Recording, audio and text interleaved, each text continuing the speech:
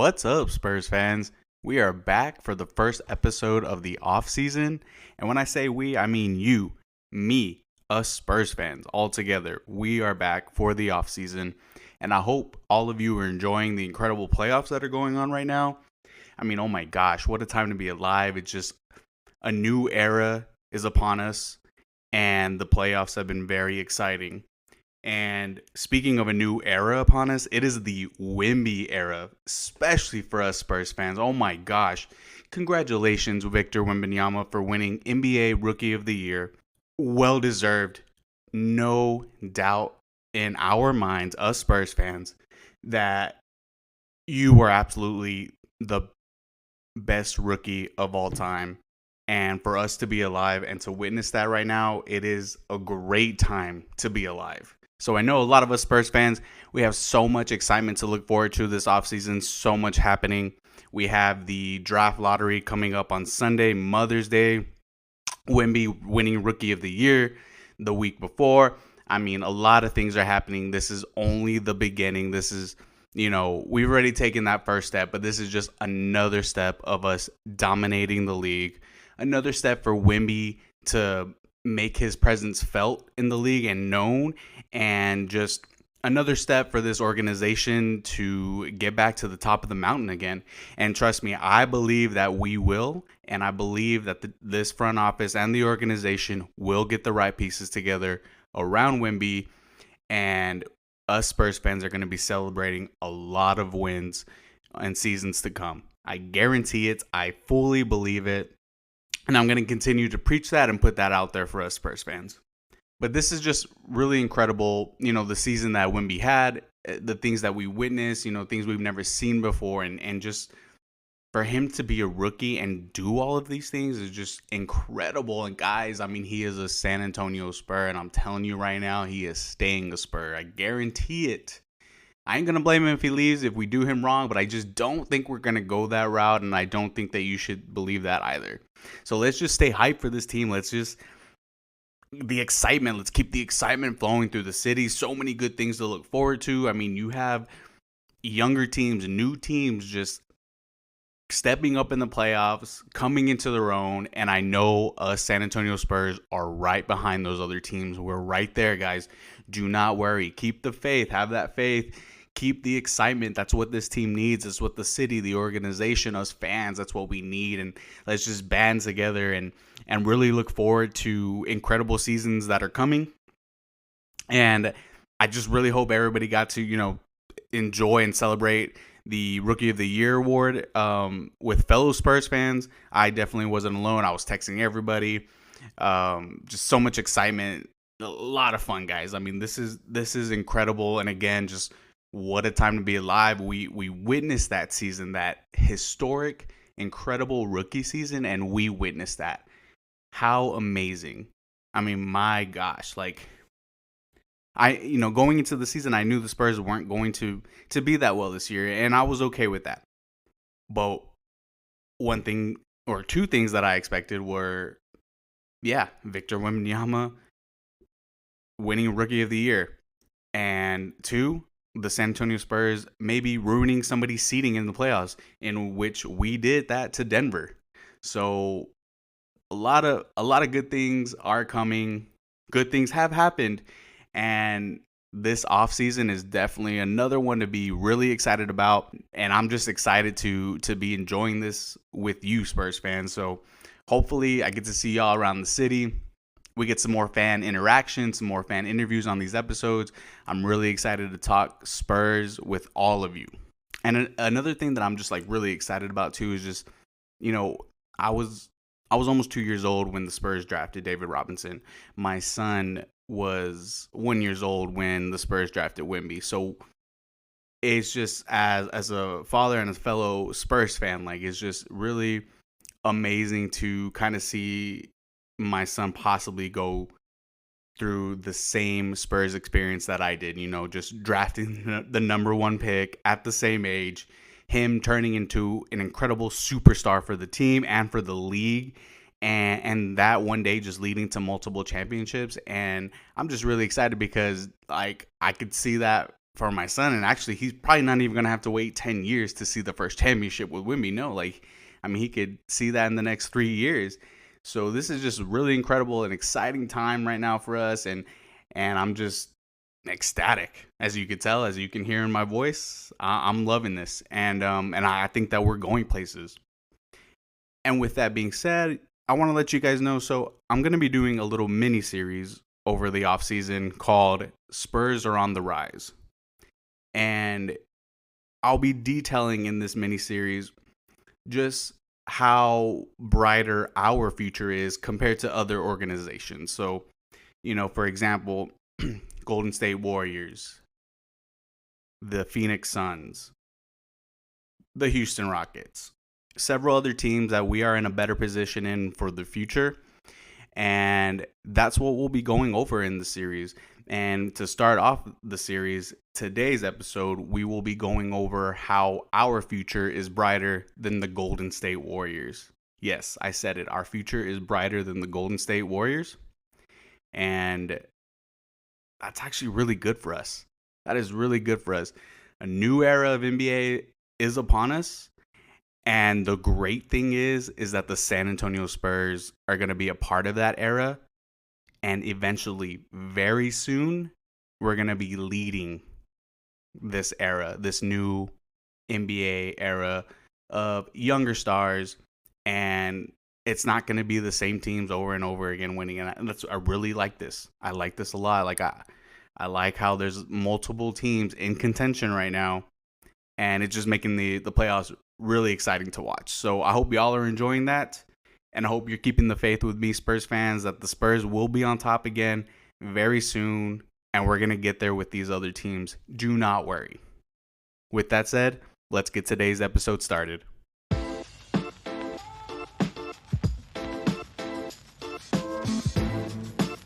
Spurs are on the rise, Spurs fans, and I full-heartedly believe it, and I hope you do too. And if you do, just give me a go, Spurs. Go, baby. Come on.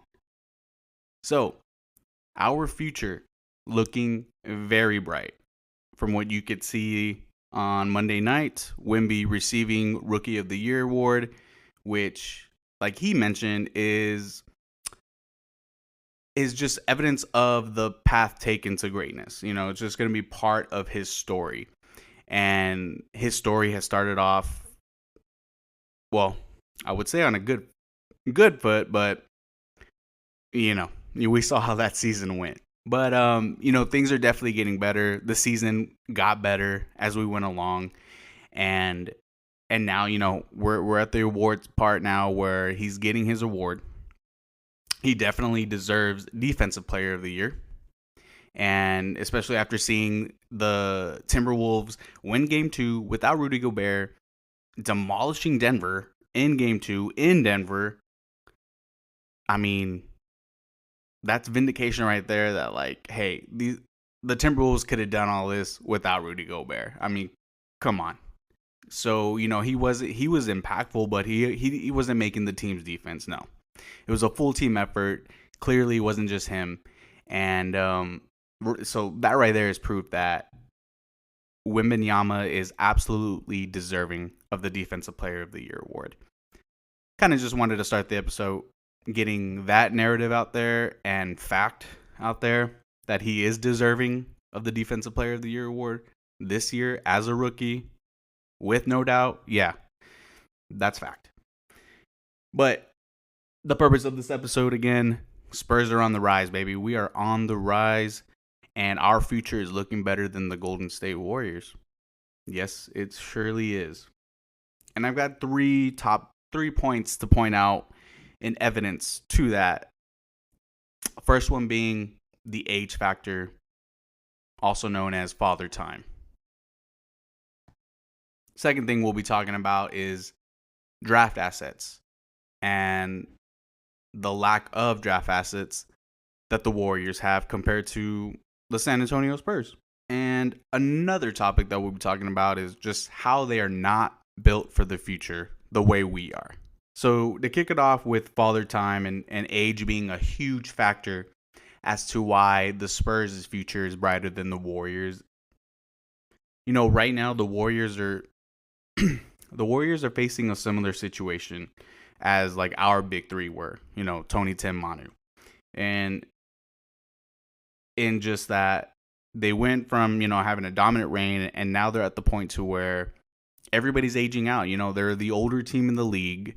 The younger teams in this league have excelled faster than expected, and now they're getting playoff experience, sooner than expected as well. And that situation the Warriors are facing with their big three is they just don't have a star like the Spurs did back then. The Spurs had Kawhi Leonard when towards the end of the big three's time. We had somebody that we thought was going to lead the organization. He was our future, and he was an all-star. Clearly, a couple years later, he's a superstar. He's winning a championship in Toronto. So that's something that, the Spurs had. Unfortunately, the Warriors, they don't have a young star like that. They don't have a young star near Kawhi Leonard type. They don't really have anybody that is really promising of being a consistent all-star. And no, I have no faith in Kuminga. I do not think Kuminga is their next star. He's not the guy to build a franchise around. He's not the guy to give the keys to the franchise to. So, they really don't have another star to pass it down to. And even if they keep that core together, Clay and Draymond are not playing competitively enough to compete for titles anymore. They're just not without more star power help. And during this time too, our big three, the Spurs, we were actually more competitive in the last years together than these Warriors have been. They barely make the play-in this year. The Spurs were the number 2 seed in 2016, guys. 2 years after winning our 2014 championship, we're still the number 2 seed with our big three, our old big three. So I really don't, they really don't have anybody pass the keys to. And these younger teams they've really caught up to them. They've caught up to them. They figured out how to beat these guys. And just naturally, as we get older, guys, as they get older, they're not going to perform as well. And this whole idea of them, they were going to ride off into the sunset the whole, the rest of their career, it was just wasn't realistic, because Father Time catches up to everybody. And that's okay, though. That is okay. It happens to everybody. Every team goes through it. It's not a negative thing. But just pointing out, they are just not set up the way the Spurs were set up at the end of their big three era. So right now, Father Time is a huge concern for these guys, because we don't even know if they're going to be part of the same team this next season. I know Clay is entertaining offers. Obviously, they're going to keep Steph. We don't know what's going to happen with Draymond Green. But these guys, they just aren't the same. They're much older. And these younger teams have just caught up. They've caught up to them. They're outsized. The Warriors are just outsized compared to these younger teams as well. So right now, the Spurs' future is looking much brighter, because we have our superstar now. He's going to be a future MVP, Rookie of the Year already, greatest rookie of all time, future Defensive Player of the Year. We are set with that main big piece, that main important piece, to where the Spurs are giving the keys to the organization to Wemby, and he's going to take us to the promised land. And that's something that we have to look forward to. Whereas this team that was just dominating not too long ago, and I think we're only 3 years removed from their last championship, it's done. Father Time has caught up to them, and their time is over. Being a Spurs fan, I don't think this is being talked about enough. Just how better off our future is as an organization compared to these other teams that made the play-in, got knocked out, made the first round of the playoffs, and got knocked out. Even though we didn't even make the play-in this year, we're still in a better seat. We're still in a better positioning for the future, immediate and long term, actually. And that should really give us hope. And that's something that us Spurs fans, we need to be talking about everywhere we go with everybody.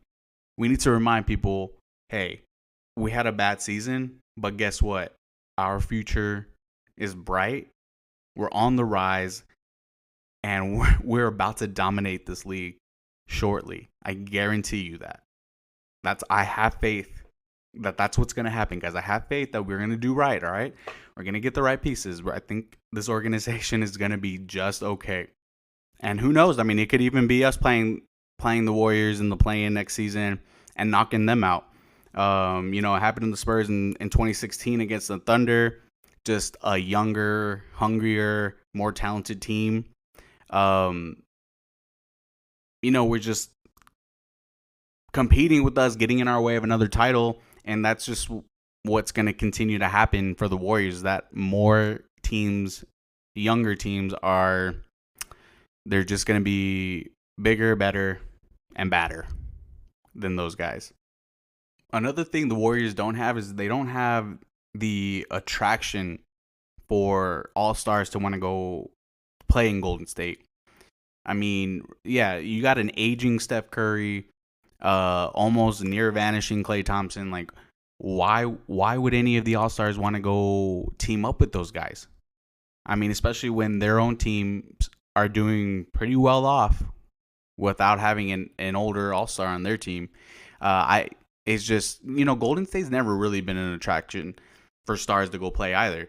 Before Steph, Klay, and Draymond, and Kevin Durant's not going there without those guys winning. And even before those guys started winning, nobody was going there. There was no attraction. There was nothing special. They were hardly at the top of the rankings. I mean, I think the last time that they were at the top of the rankings wasn't Steven Jackson playing on the Golden State Warriors team. It's just, we've never seen other all-stars before Steph, Klay, and Draymond became the big three. We never saw any all-stars wanting to go to Golden State as a destination place.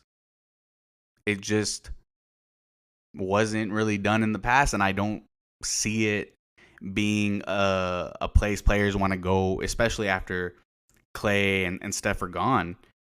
Like, I mean, they don't really have much to offer.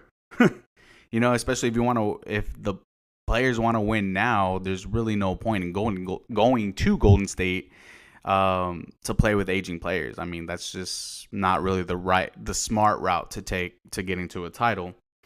In this day, at least, is what it seems, because the youth is outplaying the experience right now, and it's just a new time. It is just a new era in NBA. So for these reasons of just not really having an attraction to go play there and not having the next star to carry their franchise, they're going to have to rely heavily on hitting big in future drafts. I mean, really big. They're going to have to really blow it up, hope to get the number 1 draft pick in the near future. I mean, I think that times are going to be real tough very shortly for that organization and for that fan base. It's going to be way rougher than it is for Spurs fans right now. Guarantee you that. But I mean, to rely on hitting the lottery, I mean, it's tough. A lot of luck is involved.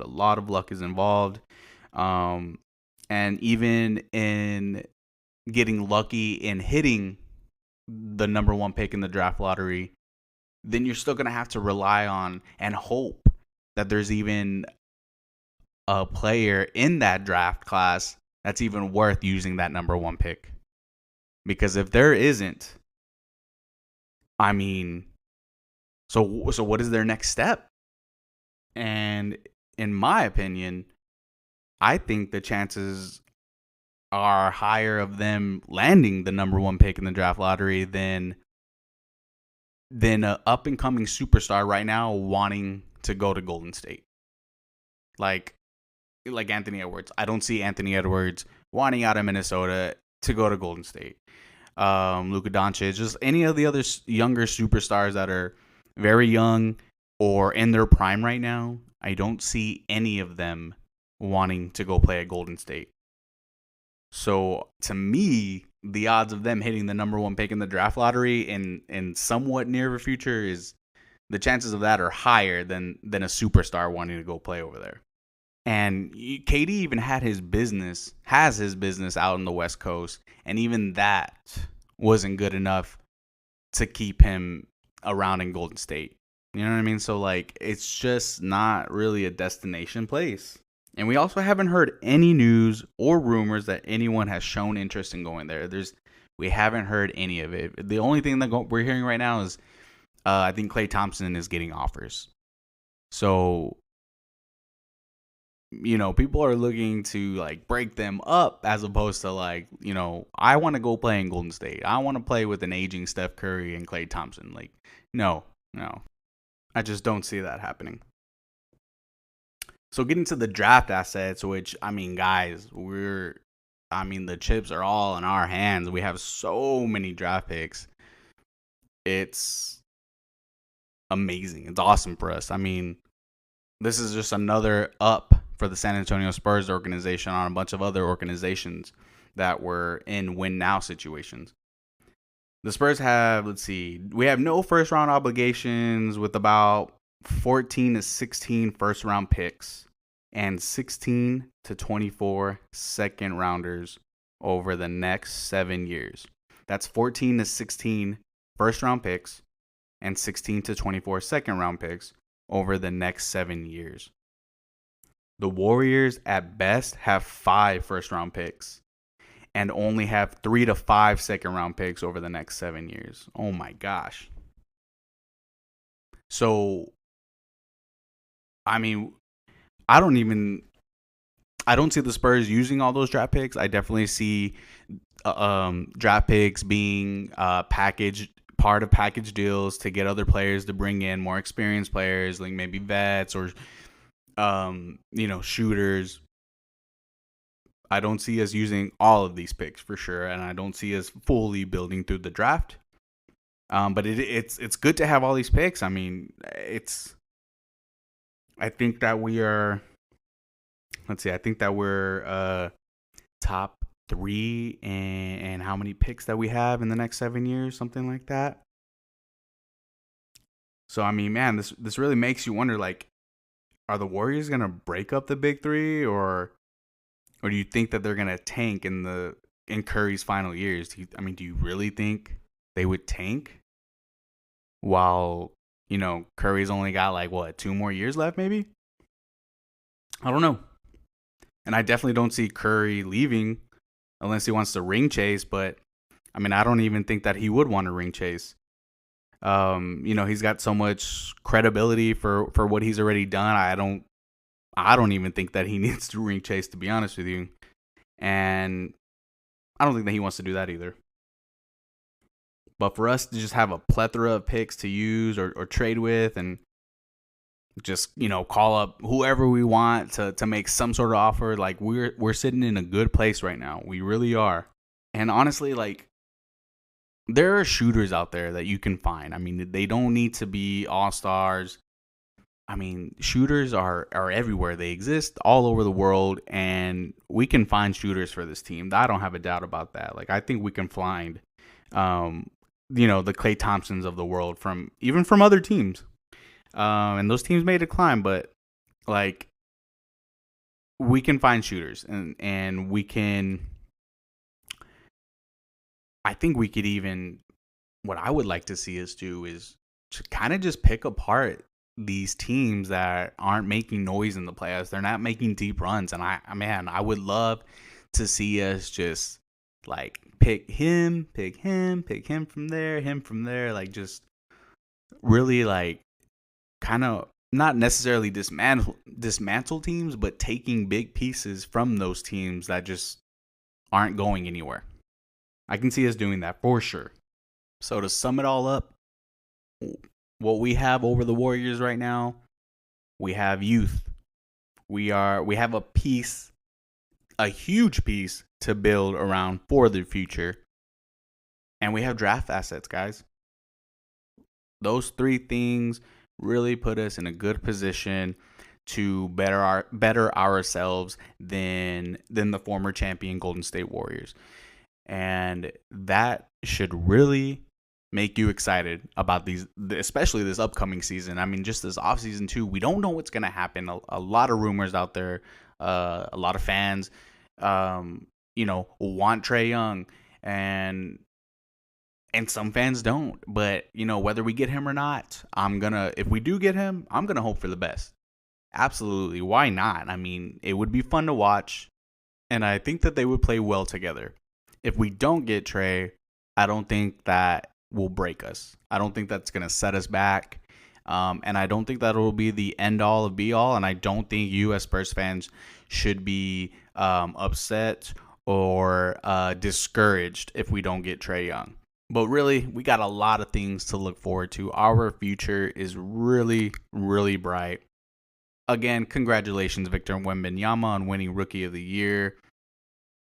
God, I know we're excited, man. The city is lit. I saw at the Spurs fan shop, there's new Spurs Wembanyama t-shirts made by Mr. Cartoon to celebrate the Rookie of the Year winning. And so if you're there at the Spurs fan shop, make sure to get you one of those new shirts. They did look pretty dope. And I would love to see a bunch of you wearing them around the city. And right now, let's just hope for the best. Let's believe in this team. Let's believe and give our support to this organization. We really have a lot to look forward to, a lot in store for us. And let's see where we land in the draft lottery. I cannot wait. Really excited about that. I think we're going to be in a good position. And I really hope just to get some interviews with you, the fans. And let's get your thoughts on the draft lottery. Hope to see you out in the city. Don't be scared to voice your opinion. And I just really want to get you all together to show support for this team. And I just want to talk some Spurs with some other Spurs fans. So let's get you on these episodes, folks. Be sure to keep up with GSG Nation on X at GSG Nation Talk, on Instagram and TikTok at GSG Nation, and GSG Nation on YouTube. Thanks again for listening today. First episode of the off season. Man, it's going to be an exciting offseason for us, y'all. I cannot wait. Really excited. Go, Spurs, go.